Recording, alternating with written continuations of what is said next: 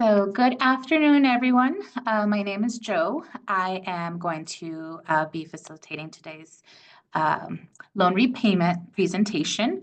We're going to start with loan repayment, and then we're going to, at the end, share some information about the dental loan organizer and calculator with you. And then we're going to, once the session's over, we'll go ahead and send out or provide the presentation slides and the info on accessing the dental loan organizer and calculator. So I'll do the session first, and then we'll hold the questions to the end. We'll have a Q&A session where you can hop on and just tell me your question, or you can type it in the chat box, and we'll go from there. So I'm going to share my screen here. If I could just get a couple thumbs up once you guys see my screen. Perfect, thank you. All right, so let's go ahead and get started here. So we're going to be talking about loan repayment, what you can expect shortly to be happening shortly after graduation and once you actually enter repayment, and how to best prepare when you are choosing your plans. So today's agenda, we're going to review what federal student loans are. Then we're going to go over the various repayment plans. We're going to go over a timeline of what to expect when after graduation, other considerations, and then we'll do the Q&A at the end. So federal student loans versus, they're unlike any other loan out there, unlike consumer debt. Unlike car, mortgage, credit card payments, all of those things. Student loans are basically, they have a lot more flexibilities built into them. They have a lot more protections built into them as well, and repayment options. There we go. So the very first thing we always want to make sure that we tell our students is that in order to receive any federal loans, you had to complete a master promissory note, basically sign a master promissory note at studentaid.gov. This is a legally binding contract where you're promising to repay any of the loans that you've borrowed over the year for your educational expenses. It has a cool multi-loan feature. So what that means is chances are you only had to fill out one master promissory note for all of your Stafford loans. But the very important thing about this MPN or master promissory note is that it details both the terms and conditions for your loans as well as the rights and responsibilities. And one of the key terms and conditions is your promise to pay. And so you're promising that you're going to pay back all of this aid to Department of Education. We recommend, because this is a contract, that you download it and you have it easily accessible to you somewhere on your laptop, because it does detail a lot of things about this contract that you've entered. So one of the some of the rights that it goes over is you have the right to prepay your loans at any point without penalty. You have the right to request shorter repayment schedules if the repayment options that we have are not what you're looking for.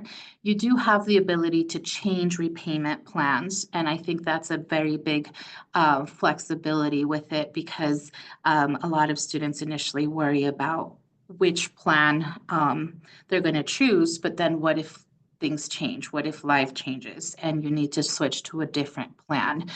So this details the fact that you're able to do that with any federal loan. And you're also able to request deferment or forbearance, and we'll go over what the difference is with these, but it's basically options to momentarily stop payments while you're facing some other type of hardship or difficulty. Then it also reviews your responsibilities. One of the main things is you're responsible to pay on time, whether you get a bill or not.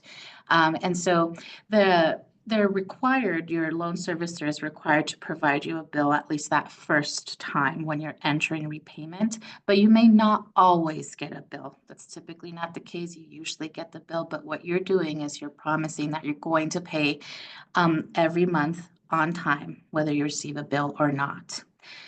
You're also responsible now that you're graduating to update your contact information directly with your loan servicer so they're able to easily reach you either by address or email. You do need to complete an exit counseling. And there's two different ones. If you borrowed any type of Title VII aid, so medical center student loans, or any loan for disadvantaged students, then you would be completing an exit counseling for our institutional loans through ECSI Heartland. But you also, for any federal loans that you've received, would need to complete a exit counseling at studentaid.gov. So there's potentially 2 exit loans you need to complete depending on whether or not you apply for institutional loans. So we're gonna, when I'm saying lender and servicer, they're two different things. So the lender in these situations would be Department of Education. But you will get a bill from the servicer. That doesn't mean that they're, it's a legit servicer. So Mohela, Nelnet, Ed Financial, Aidvantage. Those are the loan servicers that are chosen by Department of Education to service the loan and to track the repayment. And so you will be receiving typically, or you might already know, you should already know who your loan servicer is, and they're the ones that are you're gonna set up the repayment plans with. Now, if you borrowed institutional loans, then your lender would be CU Anschutz, and you would be receiving information from our loan servicer, ECSI Heartland. So one of the things you want to make sure that you understand your loan portfolio. You understand what you've borrowed, how interest is accruing. And the best way to do that is to log into studentaid.gov and review your loans. The cool thing about this site is it's going to have all of your federal direct loans on there. And so you're able to see them listed clearly. And if you select each one individually, it will tell you who your loan servicer is. And it'll give you the contact information and web page to your loan servicer. So we highly recommend that at one point you do log in to your loan portfolio at studentaid.gov and click on each loan individually to determine the number of loan servicers you have. Because it is possible that you may have more than one loan servicer, and that would mean that you would have to make more than one monthly payment to each relative loan servicer. So we always recommend that you are aware of who and how many loan servicers you have. So here what I've done is I've listed the interest rates and grace periods relative to the last 4 years of interest rates. And so I've divided it between the direct unsubsidized Stafford loan, and then underneath we have the Graduate Plus loan. So this is something that we recommend that you look at because if your main goal is going to be to try to tackle your loans aggressively and try to pay them off as soon as possible, we always recommend that you go ahead and pay off debt wisely by tackling the higher interest rate loans first. So if I've already done this work where, I've put the interest information for each of the loans so that it's easily accessible to you once you're building your repayment plan. Now, it is important to note that once you graduate, you will have a grace period for any loans that didn't previously enter repayment. And so that is 6 months grace period. That basically means during those 6 months, you're not required to make monthly payments.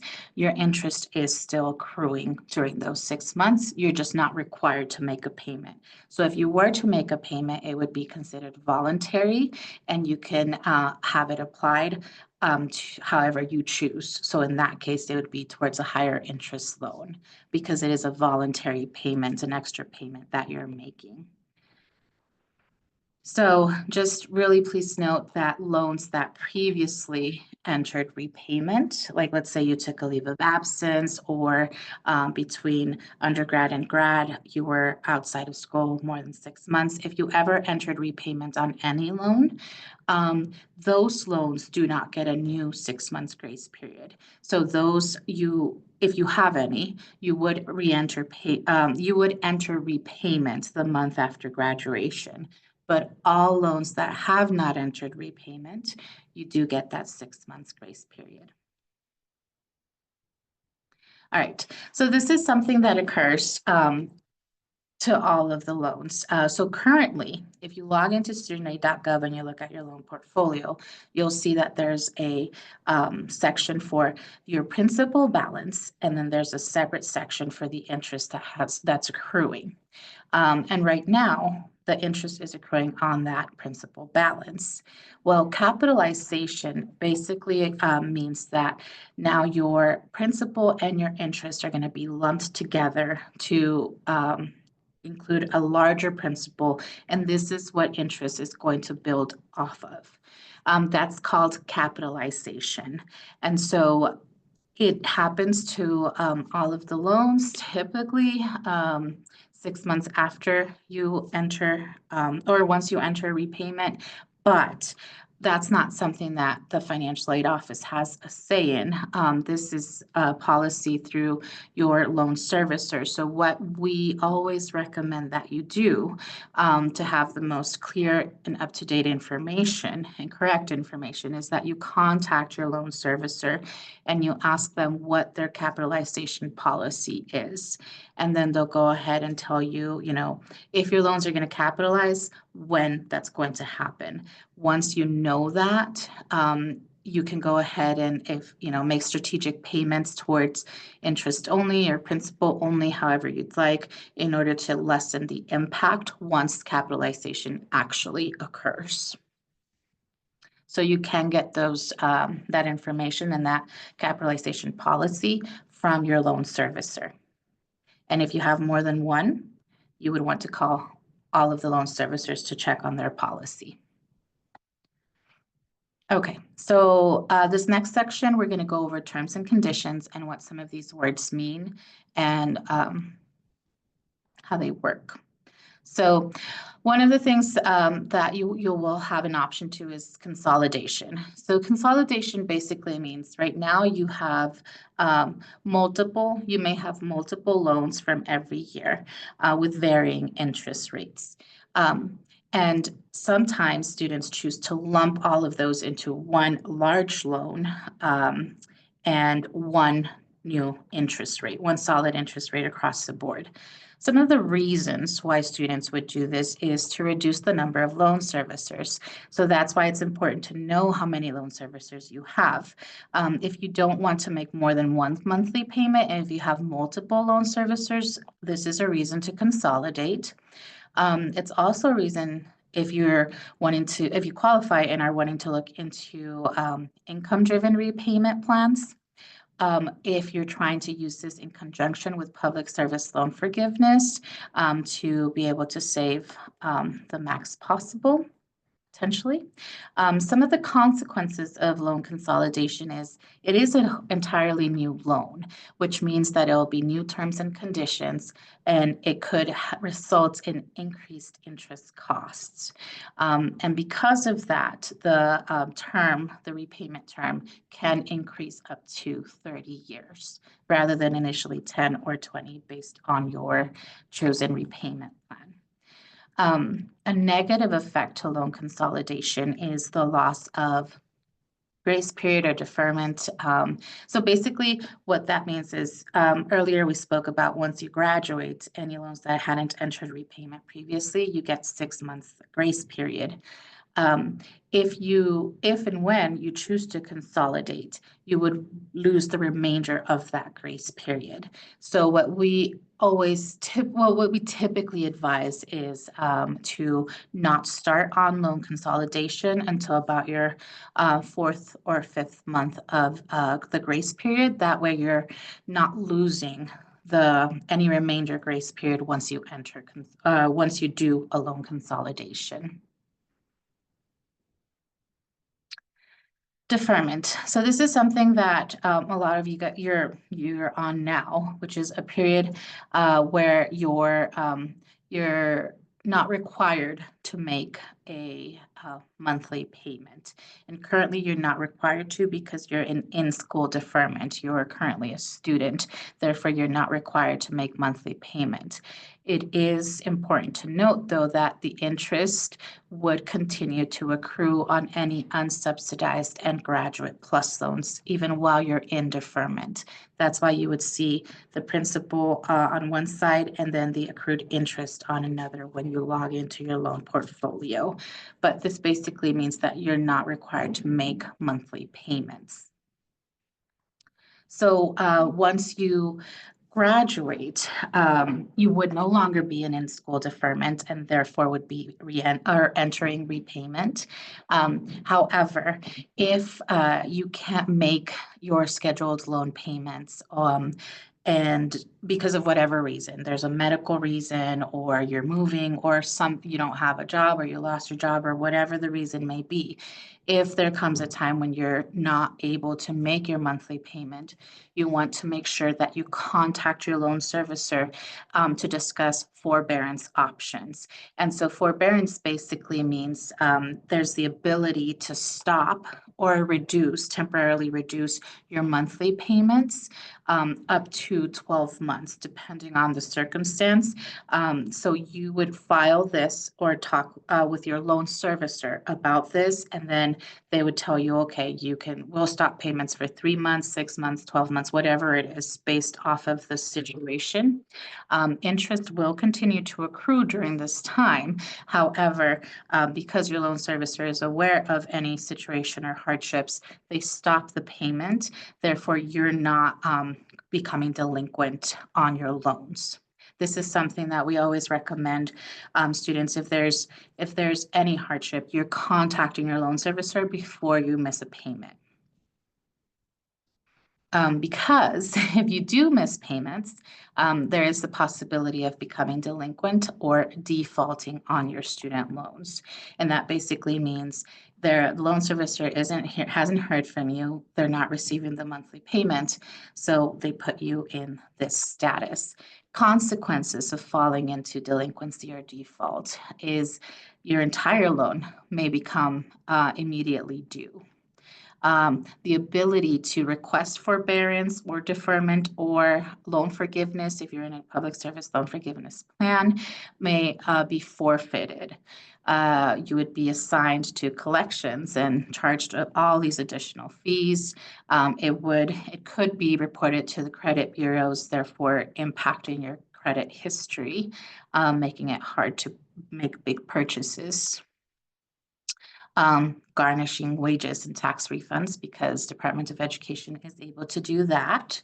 And a horrible one of the worst ones, is unable to renew your professional license. So now you came to school, you got all this education, and now you're unable to practice. So it's very horrible consequences if you fall into default with your student loans. So the way to avoid this is understanding your loan debt. The numbers may be high and scary, but you want to understand them so that you're able to tackle them appropriately. You want to set up auto pay, and that would help so that you're not missing a payment. You also want to contact your loan servicer before a payment is late. As soon as you see some trouble coming up, you'd want to make sure that you're contacting them so that they can place you into necessary forbearance.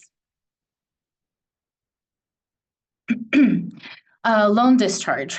So this is something for peace of mind for all of our federal loans. Department of Education loans do have the ability to get discharged in the event of your death or total permanent disability. And so that's just means, if something were to happen to you, your family is now not on the hook for these loans because these loans are able to get discharged. They're not going to come after your property or after anything like that. So that discharge is basically a peace of mind there. And there's these other options as well for discharge. That would be very difficult. Bankruptcy, it's very rare. Identity theft, again, very rare. And then if you're working in certain public service professions, you may be able to get your loans discharged, depending on a variety of factors. All right. So now we're going to talk about repayment plans.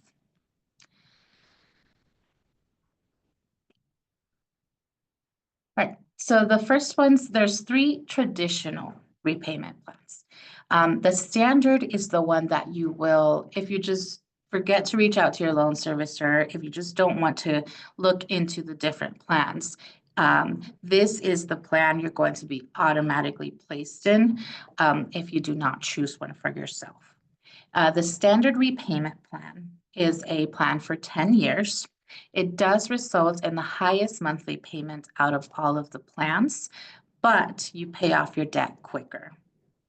Therefore, because you're paying off your debt quicker, it does result in the lowest overall interest paid.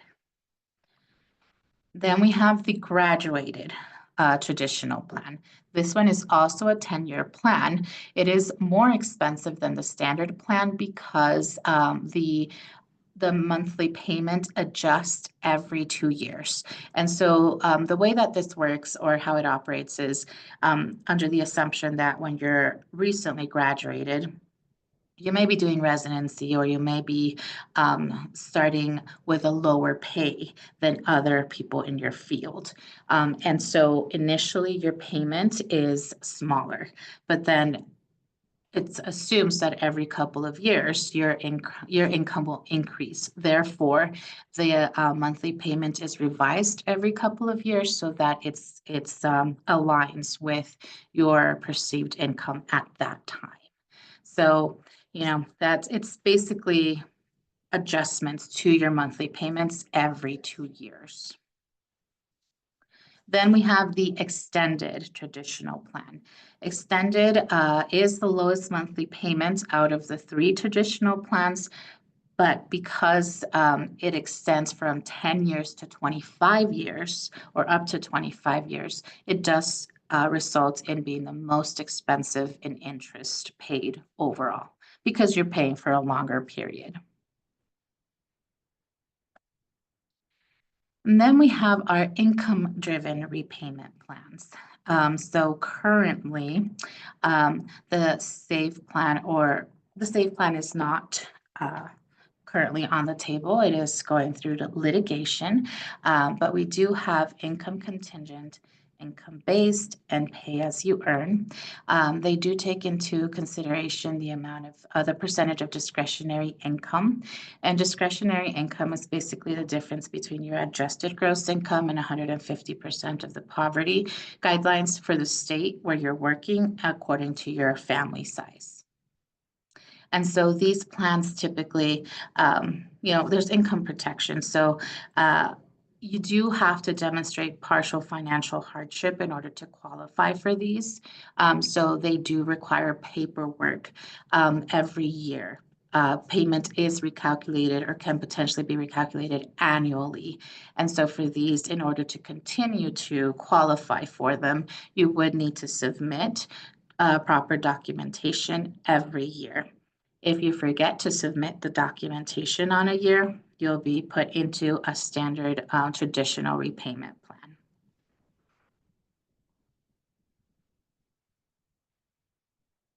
All right.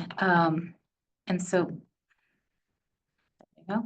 So these are sample repayments Basically, this chart here shows why we do have a lot of our students that look into income-driven repayment plans.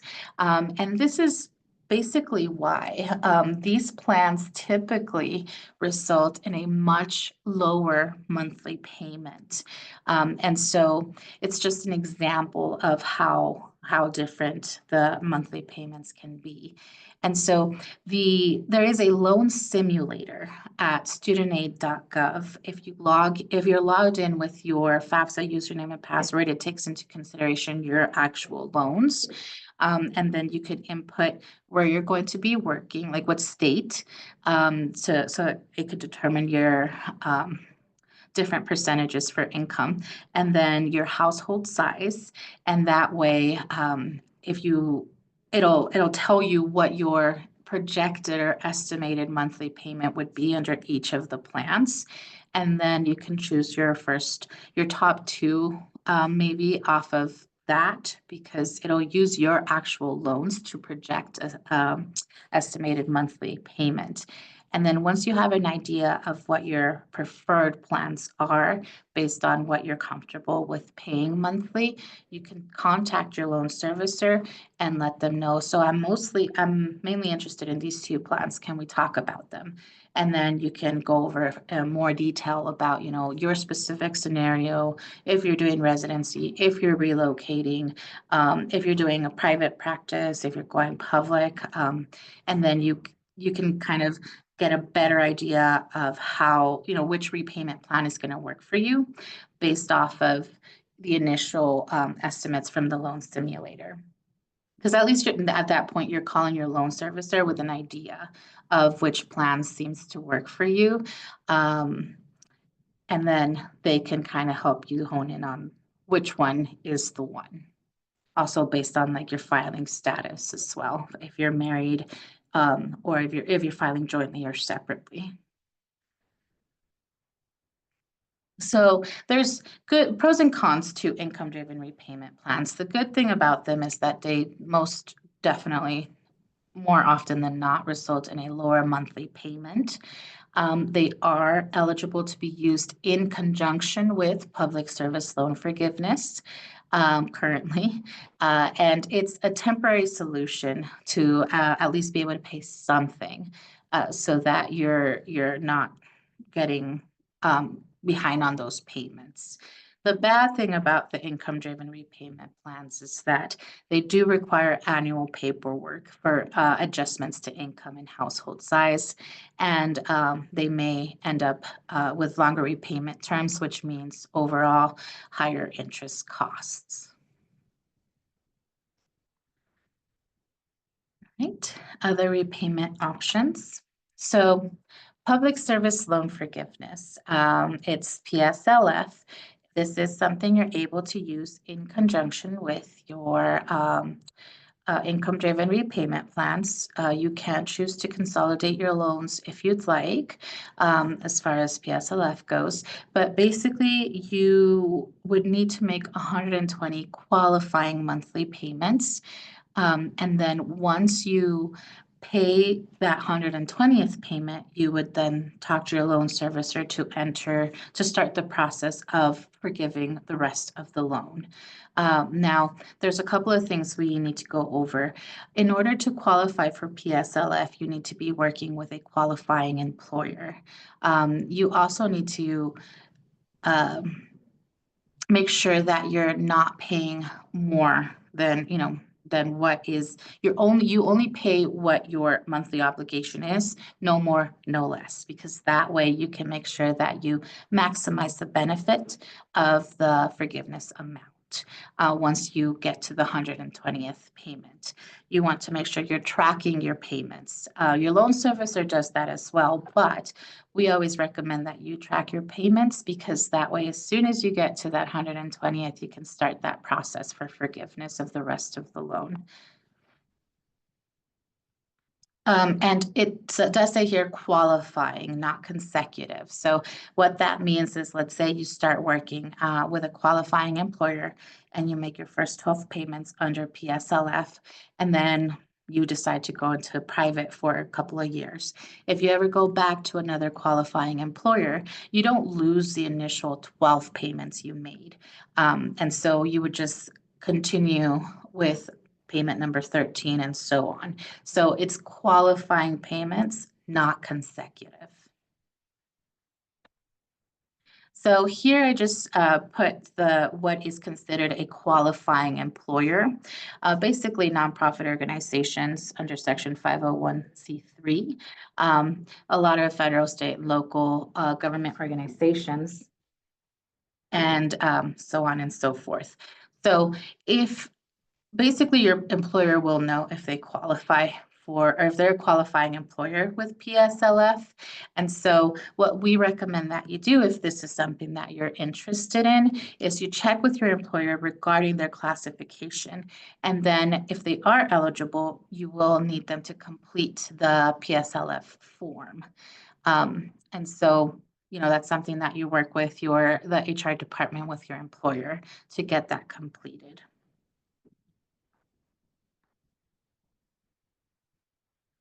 And then here I just listed other loan repayment programs, but we'll also talk about the DLOC at the end of this session here. All right, so after graduation, your grace period begins. So this is where your loans continue to accrue interest, but you're not required to make those payments.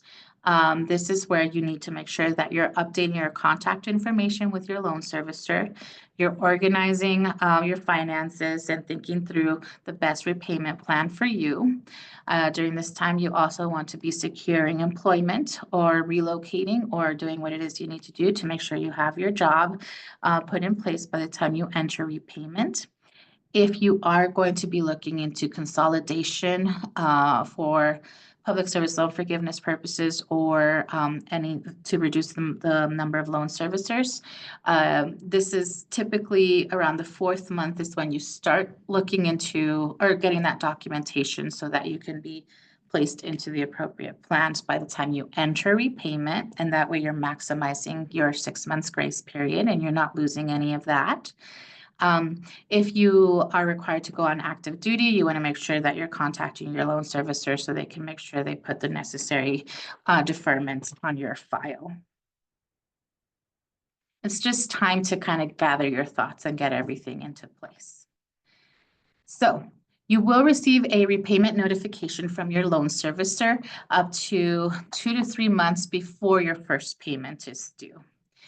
During that time, if you haven't already, we would recommend that you're obtaining online access to your loan servicer so that you can track your loans. Again, you want to continue finalizing your repayment option. You want to, if you're choosing any income-driven repayment plans, you want to make sure you're submitting that paperwork to prove the partial financial hardship. And yeah, you want to do all of this at least a month before you actually enter repayment. So by the time you enter repayment, you're in your chosen plans. One thing that you can do is interest-only payments. And so anytime that you're making, because let's say it comes down to your bottom line. If your bottom line is, your intent is to pay off your loans as soon as possible and pay the least interest possible because you're not going to be doing PSLF or something similar, then we recommend to, anytime that you can during your grace period or even once you enter repayment, anytime you're making a voluntary payment or an extra payment when one isn't necessary, you can choose how that payment is applied. And so you can choose which loan that payment is applied towards. And this is where we say, do it towards your higher interest loans. Right? Selecting your repayment plan. Now, some financial planning. So some of the things that we recommend to do is to list out all of your debts and prioritize them. Pay off the most expensive first or pay off higher interest loans first. looking into debt stacking. These are just good things to do overall for finances, but definitely something you want to have a clear idea of as you're entering repayment so that you can select the plan that works for you the best. And so here it's just, we've put some web pages where you can get resources and help with some of that debt stacking or an elimination plan for your debt.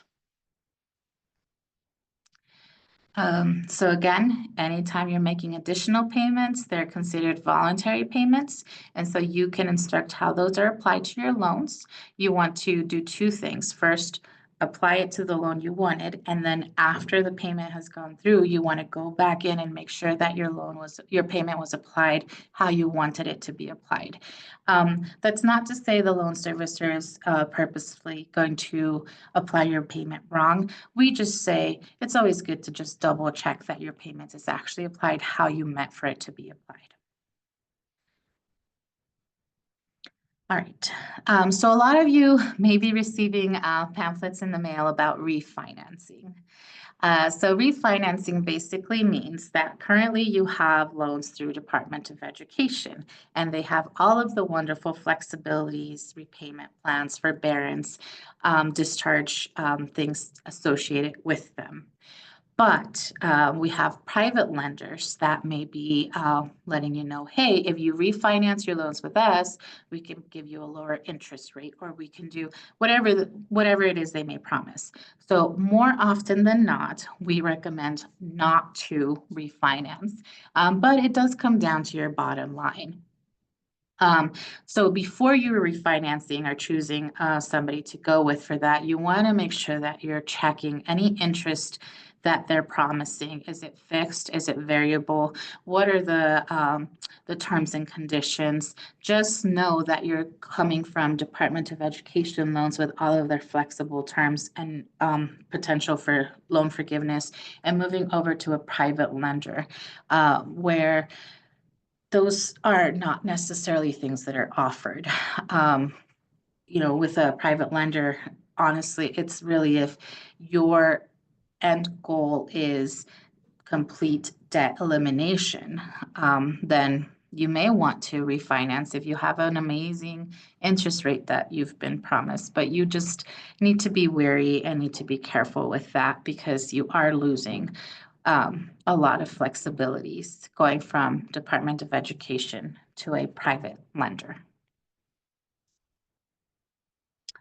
This is just something that we recommend to just do overall, to keep an eye on your credit, to make sure that you do have a free credit report from each of the credit agencies, one free report in a 12-month period. So we recommend that you stagger those, pull one from one place every 4 months or 3 months, I'm sorry. So this kind of just overall helps so that you're making sure that everything that's in your credit history should be there. It helps prevent any identity theft as well if something shows up that you're not familiar with.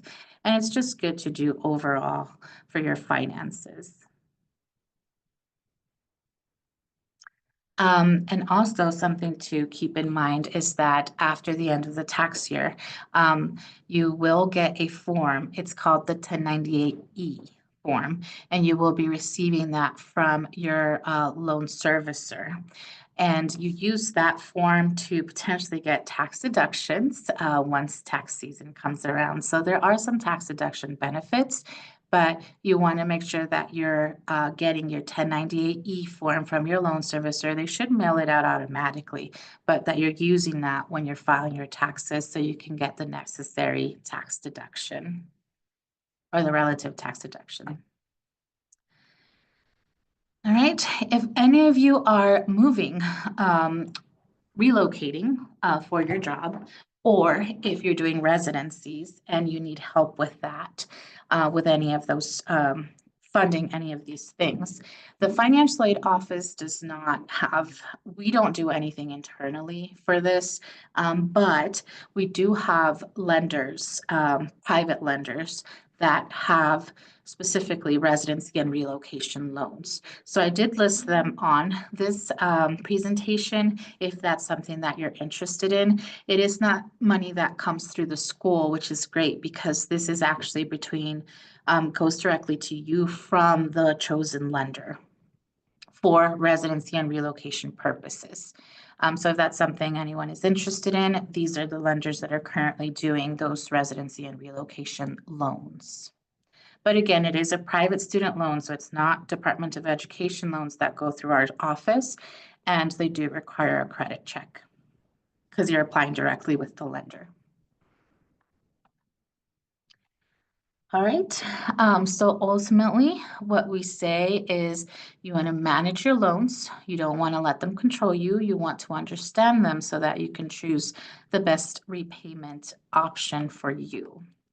And as always, if there's any particular questions that you have that you don't feel comfortable asking in the session, you can always give us a call, drop into our Zoom, or drop by the office during our advising hours, and we can help you try to sort things out. Now, ultimately, you choose your options, your repayment options directly with the loan servicer. So that's not something you do with us, but we are a resource for you.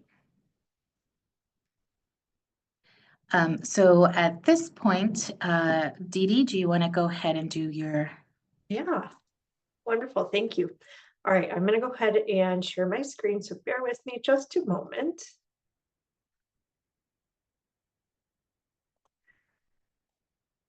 So what we're taking a look at is a really unique and very powerful tool. It's called the Dental Loans Organizer and Calculator. And this is available to current dental students and dental graduates looking at their loan repayment options.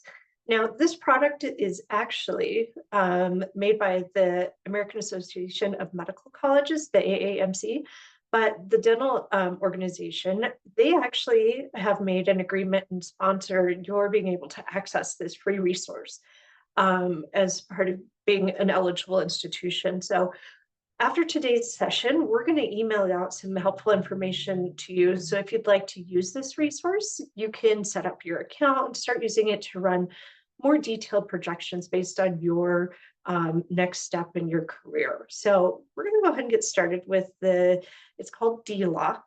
I just put in some quick information about, having some median or average debt.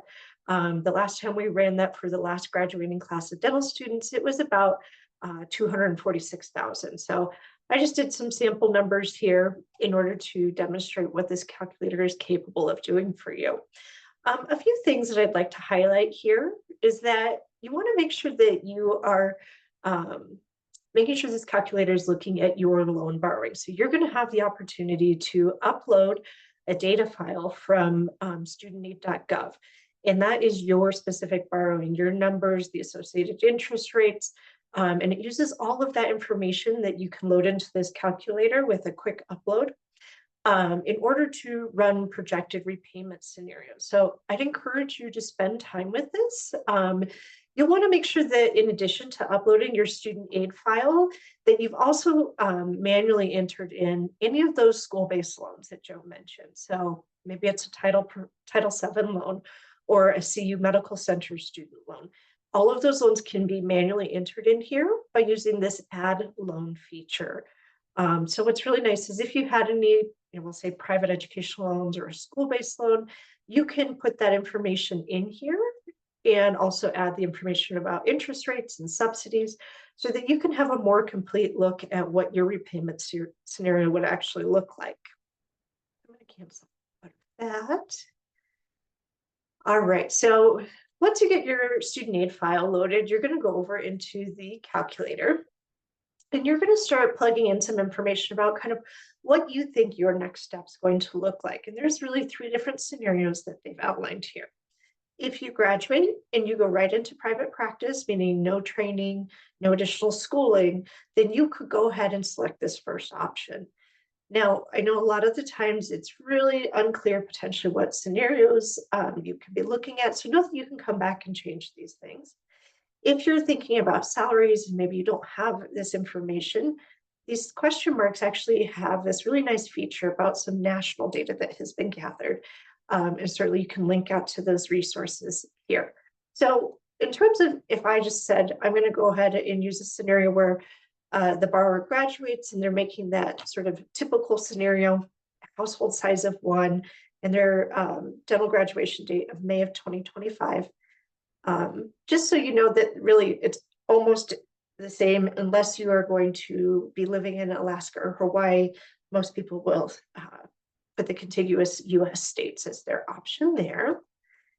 You'll submit the calculator, and it's going to start running some very specific calculations based on all those data points that you just put in your specific debt that we're talking about.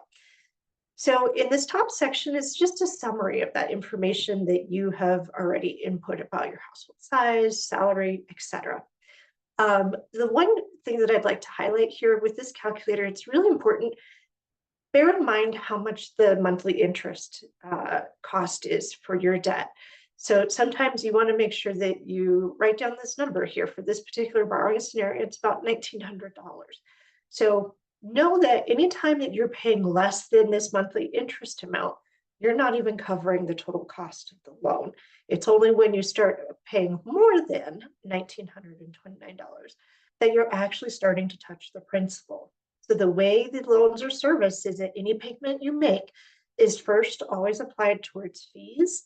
So a late fee, if you had that on your account, then towards outstanding interest, and then principal. Payments are not applied to principal until you've paid off all the outstanding interest, okay? Now, as we go through this calculator, it lays out the current options in terms of repayment plans. And as Joe mentioned, save or saving on a valuable education is not likely to be an option for you when you're selecting your repayment plan. So we expect that this one is going to go away. So most of your time, if you're thinking about income-driven repayment, you're going to be looking at these specific scenarios for income-based repayment, or IBR, and pay-as-you-earn. And when you click on this little area over here that says View Details, it's really going to start to break down what that payment scenario can look like. So if what I had outlined at the beginning of the scenario, my monthly payments would start at about $1,280. But behind the scenes, after I make that monthly payment, it's actually going to be split between the different loans that I have. And it's all proportional. So based on the loan's original portion of your outstanding balance is how they will then divide that monthly payment. So you're making one monthly payment, but then the servicer, once they receive that payment, they will then split it across all the loans based on the weight of the loan. And so over time, what we're looking at with this scenario is that our payments will increase by modest salary increases over time. And at some point, it's going to end up being around $2,200. And that really does take the scenario out to what looks to be about a 20-year term. In that scenario, you would have paid back about $258,000 of interest. And so a total repayment of $411,000, excuse me. So total interest is $419,000 with a total repayment of $411,000. That is the scenario if this borrower only paid these required income-driven payments. Now, is that what this borrower has to do? No. You've already heard that you can elect to overpay these loans at any point in time, switch repayment plans, but this is sort of that, like, if you took the long scenario in terms of paying back these loans and managing the debt, this is what it could like if all these numbers came to fruition. So for sort of good measure, the calculator does tell us if you were to pick that standard 10-year plan, or if you didn't take any action and you had the default plan assigned to you, which is the standard 10, your monthly payment would be about $3,500. Now, if the borrower actively switched to a longer term, it could go out to 25 years, and that would decrease the payment to about $2,200. So in both of these scenarios, you are absolutely paying off all of that outstanding monthly interest of about $1,900, and then the amount above and beyond that is going and applying towards your principal. But as we've mentioned, those lower payments will ultimately end up driving up the cost of the loan if you were to take, let's say, 25 years or 20 years if you're thinking income-driven repayment. Okay. I'm going to take a step back and just kind of note a few things here with the pay section or IBR section. If you were to use these plans in conjunction with some of those very specific provisions of the income-driven repayment, whether that be the 20-year forgiveness. And so what that means is that you stayed in income-based repayment or pay-as-you-earn for 20 years and had your numbers work out for your income work exactly as has been outlined in this scenario, you would have a balance of $338,000 of remaining student loans and interest. If you reach that 20-year point and you have an outstanding balance, the government will forgive this amount because that is a specific provision of income-based repayment and pay as you earn. Now, I have to caution you on this is if you took this approach, this is not tax-free money. This is taxable forgiveness. So then you'd have to take the tax statement that's generated on this forgiveness and then roughly based on current tax law, we'd anticipate that you're probably going to have an additional about $110,000 of tax liability in the years that that forgiveness is awarded. That's based on current tax law. Things are subject to change with the IRS. Please note that we are not tax professionals. We're just giving you the information as it is today if it were to occur. Now, the really incredible scenario here that we're looking at is if this borrower were to be in a public service eligible position, full-time work, that after 10 years of those eligible payments and eligible work being done, they'd actually be eligible for $341,000 of forgiveness. PSLF forgiveness is not taxable. So if you're sort of trying to create the best scenario for yourself, it might be working in the public service arena and having that debt paid off after 10 years of qualifying work and payments, okay? Now, you can always go back up into this section and do edit values, and you can switch things around. If you're going into a school-based residency where you're still enrolled, that really means that you are going to still be having your enrollment status reported through the National Student Loan Clearinghouse. And your loans will still be deferred. You can potentially use financial aid, but please check with your program that you're going into to make sure that that is the case. And you can play around with these scenarios and see how your specific situation, your numbers impact the overall debt and the repayment picture that you have to work with. A lot of borrowers that I work with, I encourage them to actually start using some of this information and moving it into a data sheet, because while it's really nice to look at one scenario at a time, it's difficult to compare all of those scenarios when you're kind of trying to pick the best one for you. Okay. So again, the last option is based on if you do postdoctoral residency-based programs. So you're at a teaching hospital and you're earning a stipend, then it's going to ask you a little bit different information about, length of training. And it looks like most programs I saw were somewhere around at least 2 years. Some could be longer than that. And then you'd have some information that you need to supply in terms of stipend information. And it looks like it does vary pretty wildly in terms of what that number can look like. So please use this unless you have actual information to work with. So I'll just put 45,000 in here. I'm not changing the expected salary, which I know most of the time there will be salary changes in this, but again, this is just a starting place for you to start to look at the information about what options are available for you and your debt to manage it. If you're looking at some of these plans and it has the option of starting repayment or forbearance, note that when you say start repayment, that means you are going to have to pick a repayment plan with your servicer, whether that's income-driven repayment or another extended plan. Forbearance means that you are opting to not make any payments while you're in this program. So this would be renewing basically an annual form with certifications that you're in a training program. So you want to make sure that you're kind of looking at this calculator through the correct lens of what your situation might look like. And so you can, definitely go through, start pulling out the details that are, relevant to your situation in terms of like, how does it potentially impact my income-driven repayment forgiveness after 20 years? Or what does PSLF look like, if I were to achieve that with the income that I have? So again, we're going to send out some resources to help you get set up with this because this can be a really valuable tool to help you quickly go through the scenarios in which your debt and your future income are taken into account and giving you some pretty good detailed information about what plans could look like on the long run. Okay. So at this point, I'm going to go ahead and stop sharing my screen. And then I think we have some time for question and answer for those that are interested in putting out sort of general question and answer. Please know that this forum is not meant to share any sort of private information, so specific numbers about your debt and income and future plans. We really want to make sure that we're protecting your educational information and do not share that in this setting. However, you're certainly welcome to reach out to the financial aid office and ask those more specific detailed questions, okay?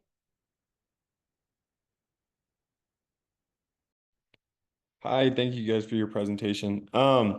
One question I had, or one point of clarification, was that Joe mentioned making those extra payments and kind of strategically paying down loans with higher interest, which is something I'm interested in. That is only possible with extra payments, is that correct? So your monthly payment is just going to whatever loan. Is that just in the order of loans, like loan 1, loan 2, and loan 3? Yeah, so the loan servicer like has the rules for how they'll apply it. Like your monthly payment, it's already, they divvy it up as needed. But any voluntary or extra payment that you can decide where it's applied to. Awesome. I guess what is your guys' thoughts then in strategically choosing a lower monthly payment with plans of budgeting extra payments to the higher interest loans? Do you want to take that one, or do you want me to? So that's one of my favorite debt management strategies is that you sign up maybe for that 25-year plan, but in your own personal budget, you budget maybe for as close to that 10-year plan that you can get. The benefit of doing it that way is that if you're actually able to maintain those larger payments and you're directing that extra amount of money that you're sending in monthly, quarterly, whatever works best for you, and where you get to be specific in applying it to the loan with the highest interest rate, in theory, you will come out of debt faster than that 10-year plan because you're paying off the loan with the highest interest rate versus it being spread across all those loans. The sort of hidden benefit of doing it that way is also your debt to income ratio is lower with that 25-year lower payment versus if you sign up for the 10-year plan, then you're going to have this much larger required payment on your credit history. So when you go to play for maybe a business loan, a new car loan, insurance, they're going to see this much larger payment based on the 10-year plan versus that 25-year payment with that lower amount. So it's a really nice way to sort of balance like having the debt to income ratio look a little bit better, but you can still on the backside be aggressive with those extra payments. The nice thing about that too is that if you get into a tough way with finances, you're not obligated and then having to reach out to the servicer to switch from the 20 or 10-year plan to the 25-year plan. You can just take a step back, manage the financial situation at hand, and then go back and then aggressively make larger payments thereafter once life has settled down. That makes sense. Okay. Awesome. I have another, but I don't want to take up the space if anybody else has a question. I think we should just keep going with you. And if anybody else has a question, let's have you maybe put your raise hand feature, and then we know that there's others that are looking for some time for help. Awesome. Yeah, so I mean, I see a few faces of classmates on here who are in a similar position doing a residency next year, and you guys spoke about maybe doing a deferment during that period. From my research, I haven't found that at least my 1 year residency is eligible. I went on my servicer website and there's like a questionnaire that kind of is supposed to help gauge your eligibility for that. And so I guess wondering if you can touch on that. And then if I were not to be eligible, or if we were not to be eligible, all of us doing residencies, would you recommend just one of those extended payment plans for a lower monthly payment, considering, a lot of us will be making 60, 70 a year. Okay. So I think that with financial aid in general, it really depends on the borrower and the situation. So we kind of have to start breaking it apart. And is this a program that you're going to have academic enrollment for? If No, it's okay, so more of if an it's kind employment. of okay, so if it's one of those like I'll liken it to like the medical residents. They go, they Exactly. do practice for an additional training for a year period of time.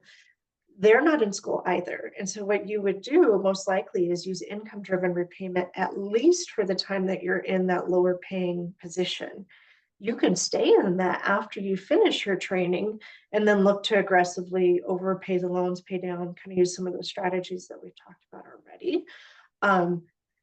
Medical residents too are not eligible for a deferment. So most of the conversations are going to go towards using income-driven repayment as a way to start making some payments.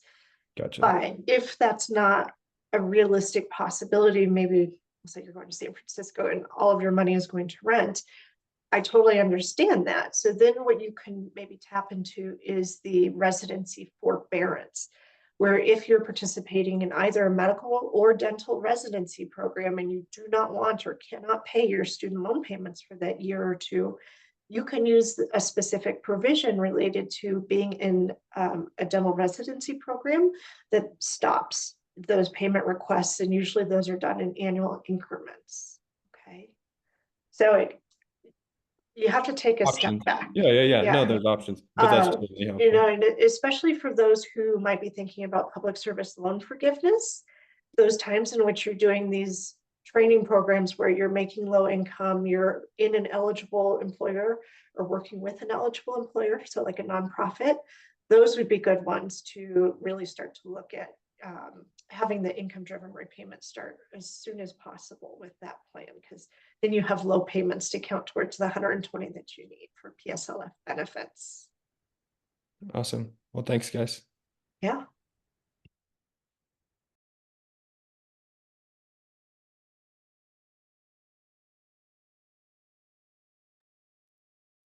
Any other questions out there?